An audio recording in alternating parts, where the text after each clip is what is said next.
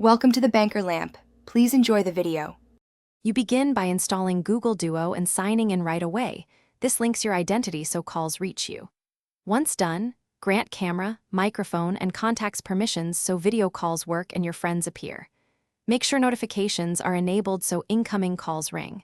If you verify a phone number, Duo will match contacts automatically. That saves time. You're ready to move into picking a contact and starting a call. Do that next. You tap a contact and choose video or voice. That starts the session immediately. During the call, use the mute button to silence your mic, tap the camera icon to switch front and back lenses, and press the plus icon to add a participant for group calls. If video stutters, open settings and lower video quality so the stream stays smooth. Once you know these controls, calls become predictable.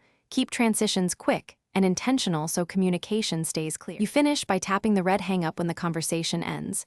If you need a record, use the recording feature only with consent. If Duo misbehaves, first clear the app cache or force stop and restart your phone. That often resolves glitches.